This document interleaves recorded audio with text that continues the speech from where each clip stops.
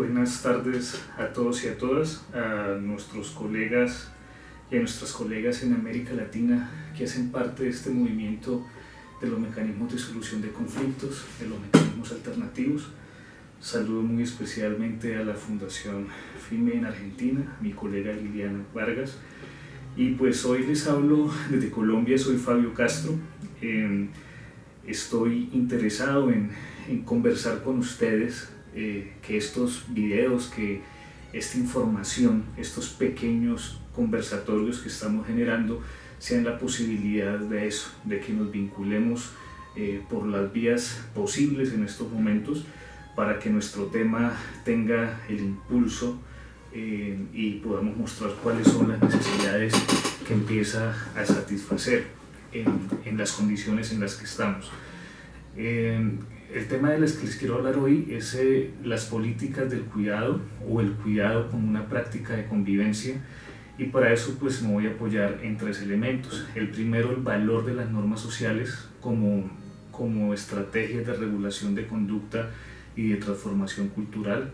los escenarios desde los que podemos comprender una intervención en el conflicto y la propuesta más colectiva de sociedad relacionada con lo que significa el paradigma del cuidado, que pues aquí apenas retomo conceptos de vieja data, de padre Leonardo Boff, de Bernardo Toro, de algún sector de los estudios feministas.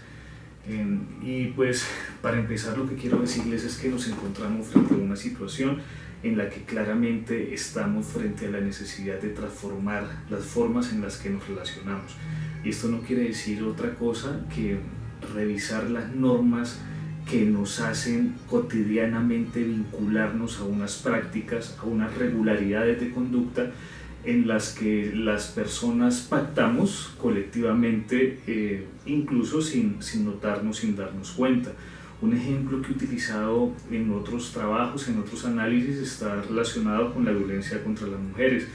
que lo que decimos desde esta perspectiva es que si bien existen regulaciones jurídicas, existen iniciativas que jurídicamente quieran responder a la necesidad de la mitigación de la violencia, no se tiene un éxito como quisiéramos, o no se desciende en la posibilidad de transformar las culturas en la medida que son normas sociales las que posibilitan que haya una violencia contra las mujeres, es decir, tienen legitimidad, hay prácticas históricamente constituidas, costumbres y acuerdos que posibilitan que existan este tipo de relaciones y en concreto estas formas de violencia. Allí en esas normas es que nos parece muy relevante intervenir. En este sentido, la cultura está construida a partir de normas sociales y para que no quedemos presos de esos grandes conceptos podemos entender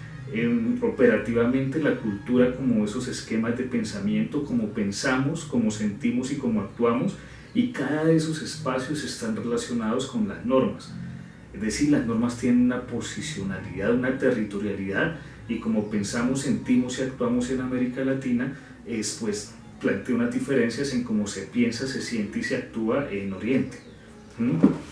Y a partir de eso es que nos fijamos en cuáles son ese tipo de normas que debemos asumir de manera que respondan a unas necesidades contingentes en este momento histórico. Cuando hablamos de distanciamiento, pues no estamos hablando de nada diferente de asumir una norma social que no está vinculada a la proximidad, sino que tenemos que pensar que estas nuevas normas están asociadas a una lógica de cuidado muy concreto, de salubridad en este caso, pero que también nos replantean cómo socialmente nos vamos a empezar a relacionar con el mundo. Y en este caso, transformar esas normas sociales como un proceso de cambio de civilización, incluso en términos de norberelías,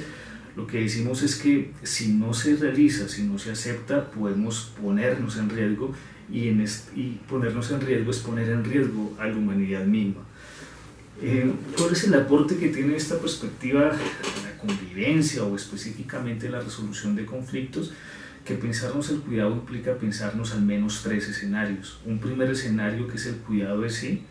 conocerme. Creo que en teoría básica del conflicto decimos es muy importante que usted sepa y sea consciente de cuáles son las emociones que moviliza, de cuáles son las emociones que constituyen esas narrativas que le ponen en conflicto, y de esa forma nos enteramos que un conflicto es una posibilidad para saber de usted.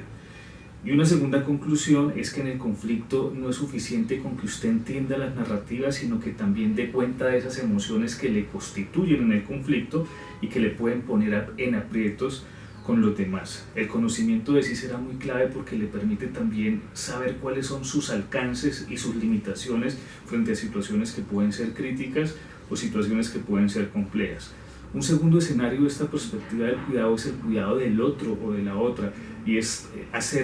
tener claro, hacer consciente que estamos en unas dinámicas relacionales donde usted tiene que interactuar necesariamente, y en esa interacción, y si las interacciones son más permanentes como nos pasa en este momento histórico, más localizadas, más intensas en términos familiares, pues tenemos que tener un conocimiento del otro, de la otra persona. En la medida que tengamos más información de lo que pasa en ese otro lugar que muchas veces no nos atrevemos a conocer, avanzamos en unas formas de relaciones en las que las confianzas son más posibles de construir. En ese proceso de aproximaciones y de confianza, pues seguramente lo que más nos facilita que entremos en contacto con el otro, con la otra persona, es el conocimiento consciente que tengamos de lo que pasa allí, en términos de sus necesidades, de sus expectativas, de sus restricciones, de sus sensibilidades, y a partir de allí creo que podemos empezar a enmarcar un espacio de negociación. Tercero, el conocimiento, el cuidado del contexto. Entonces hay un cuidado de sí, un cuidado del otro y un cuidado del medio. En ese cuidado del contexto es que los contextos finalmente son los que nos acentúan las prácticas y los que nos hacen legibles las normas. ¿Qué quiere decir esto? Podría ser, en términos de un pentagrama musical, el contexto es como la clave que le asigna un valor a las notas donde se encuentran. En este caso, decimos que si la norma social tiene una territorialidad, está vinculada a unas geografías, ese contexto va a delimitar, va a establecer unos acentos que nos permiten saber cómo son las cosas, cómo son las circunstancias en unos lugares específicos. Creemos que en este momento debemos tener una analítica del conflicto que nos posibilite saber cómo las interacciones se están dando en espacios limitados, en espacios que por un lado son el confinamiento familiar, pero también otras relaciones que se intensifican, por ejemplo, con el trabajo telemático. Abordar un escenario de convivencia o de facilitación de un conflicto desde estas tres perspectivas pues nos implicaría entender que hablamos del cuidado como una relación en la que hay una preocupación frente a lo otro y una preocupación frente a usted. Y segundo, que en los terceros, en los tres niveles de intervención que les he planteado, pues es importante una preocupación legítima por lo que pasa en cada uno de estos escenarios, porque no son fragmentados, porque el cuidado de usted es relevante para terceros, y eso es lo que nos pone de cara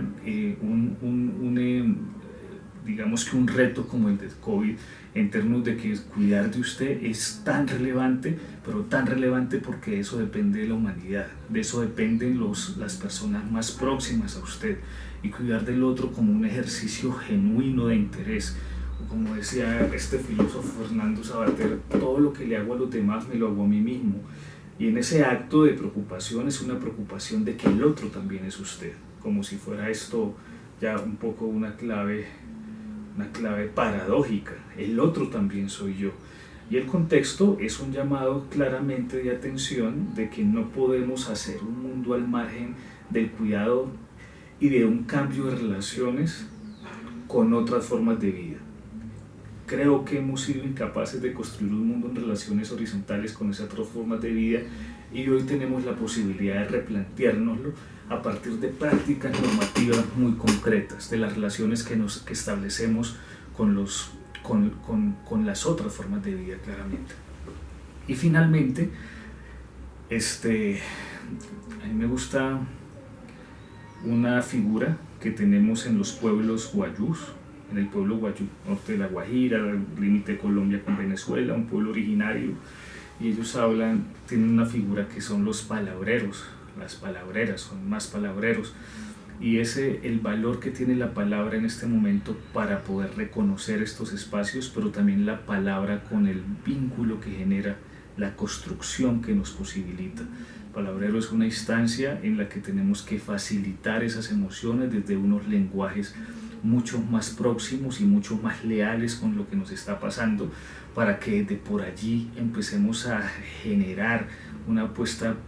colectiva, una apuesta mucho más consciente con esas otras normas que necesitamos para transformar las realidades. Y en esas experiencias de los que les puedo hablar, en Colombia tenemos un pueblo que es el pueblo Nasa, también un pueblo originario, donde ellos dicen que necesitamos espacios de armonización, y cuando estamos en un conflicto necesitamos armonizar. Y uno de esos espacios de armonización es cuando entendemos que hay un todo y no fragmentos o pedazos de personas o pedazos de conflicto, sino que debemos entenderlo como una necesidad de entender, de vincular estrategias y de facilitar que las personas tengan un espacio en el que sentimos que podemos cuidar los unos de los otros y de las otras. Con esto creo que apenas hago una apertura que nos brinde la posibilidad de seguir conversando y hablar en detalle de cada uno de estos elementos y de las necesidades de las transformaciones que son necesarias para que, digamos, la Tierra va a seguir dando vueltas, la Tierra está respirando, pero para que la humanidad tenga otra oportunidad sobre la Tierra. Les abrazo desde Colombia, espero que en algún momento podamos tener la sensación, la fricción de los cuerpos, que también es la forma más concreta del amor. Un abrazo para todas y todas, y gracias a Lilian por la invitación.